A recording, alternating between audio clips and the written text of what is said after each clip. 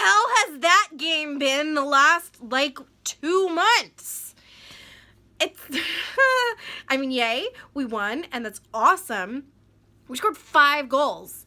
How is it that we have been shut out second of every team in the league? There's literally one other team that has been shut out more than we have, and yet we scored 5 goals tonight from 5 different goal scorers? One of them was short-handed. As excited as I am by tonight's win, it's too little, too late. We needed that 2 weeks ago when we played the Blues, and let's face it, that's when the Kings season was over. So I guess as we play the last 7 or 8 games left down the stretch, let's take, the good victories and just roll with them. So tonight was one of them.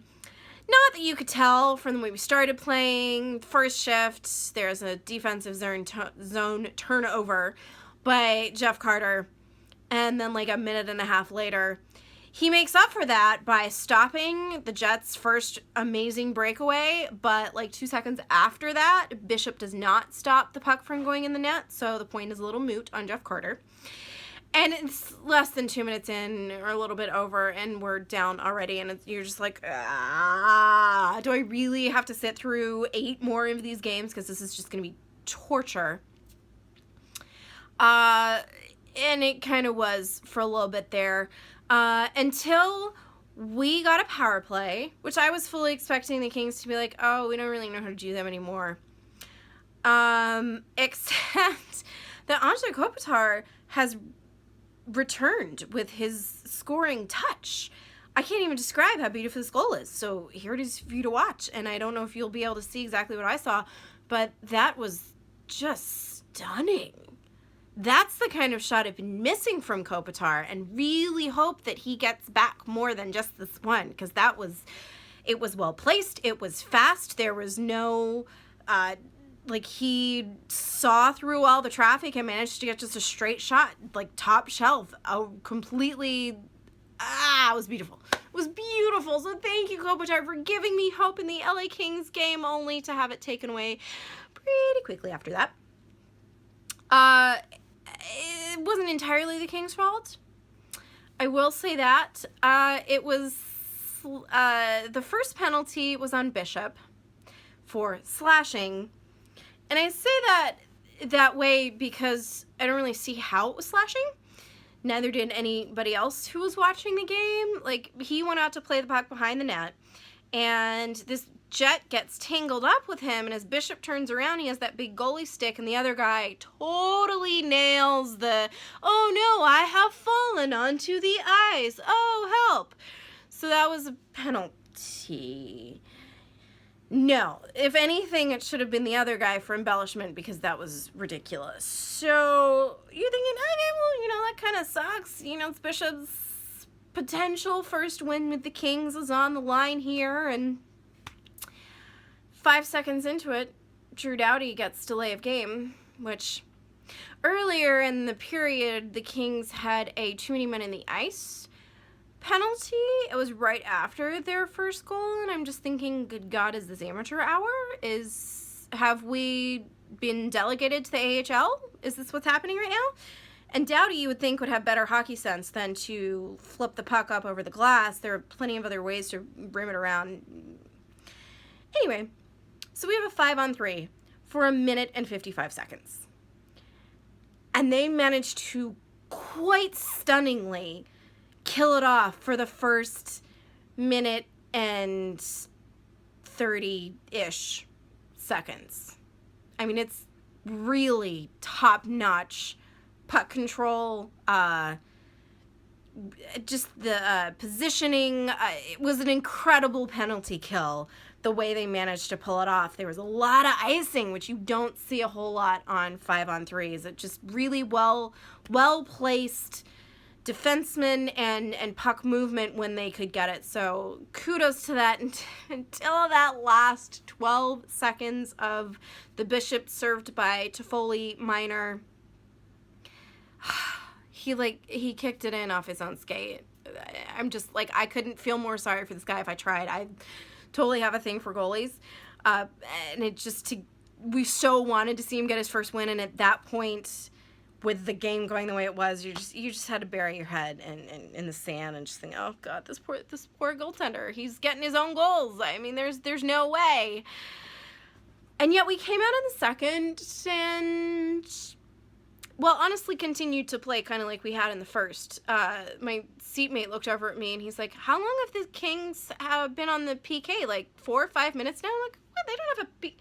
Okay, I see what you did there. Because it's been all in the King zone and we haven't had any offense or a shot on goal for like 8-9 minutes. It was bad.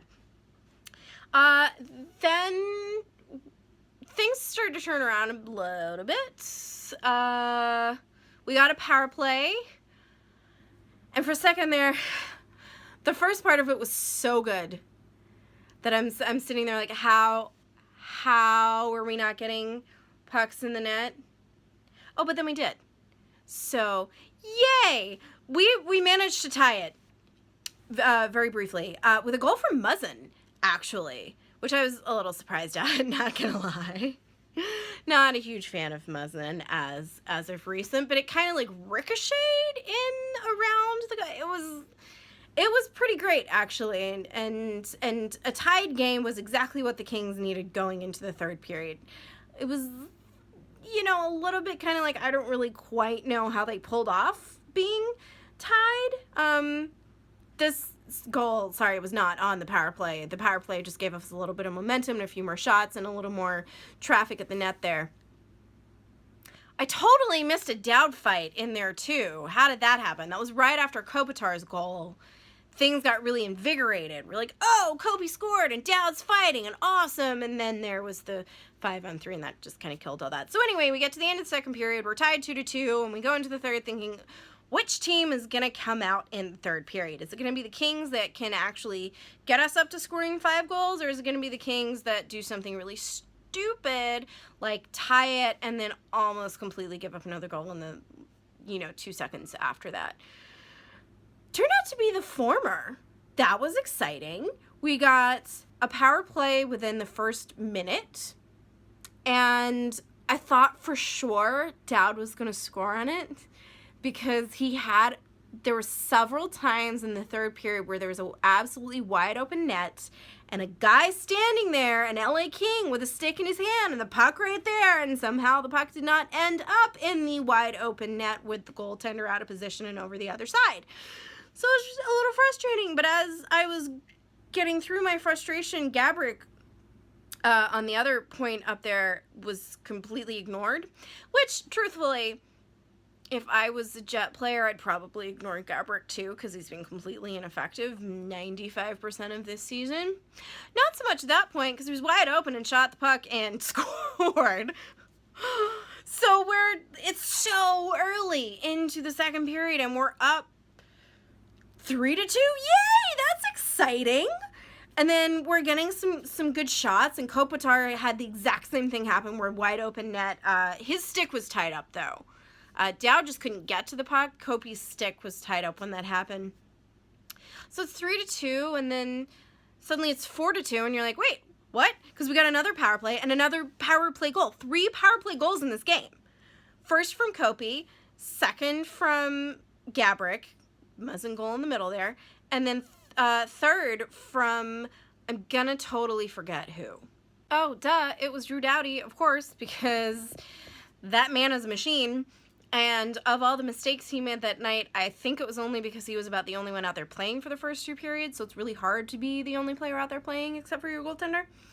But this obviously was not a mistake and was a beautiful shot and goal, and it's 4-2 super early in the third, and you're like, all right, how the Kings screwed up this time? I'm sure no. They didn't. They took a penalty, and Tanner Pearson scored shorthanded. I don't even know. He schooled a couple of Jets, too. One of them, he, slammed into the boards, and they managed to skate the puck, in throughout the guy's feet, to set up the play. This is going into the zone, and then he gets it around another defenseman who's sliding and takes the shot, and bam, past the goalie. So just amazing things I'm seeing from Tanner Pearson. I do not envy Dean Lombardi having to re-sign Toffoli and Pearson at the same time, that's going to suck. I suspect, though, that Toffoli will get the big contract. Tanner will get a bridge deal for the next year or two, like Toffoli did a couple years ago, and then get the big contract after that. So here's hoping. So much speculation considering we haven't even finished this season yet. It's going to be interesting with Vegas and everything. Not the point. The Kings are up 5-2, and I don't even know how we've scored 5 goals.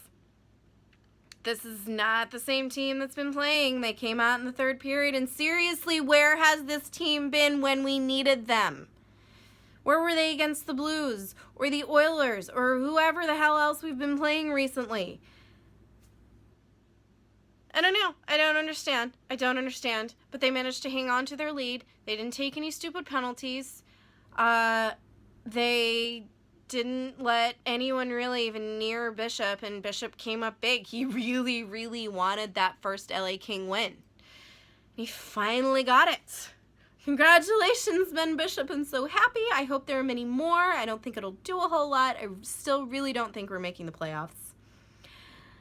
But still, there was happiness, there were goals, and there was Chris Sutter dance cam. So, can't have been a bad night, right?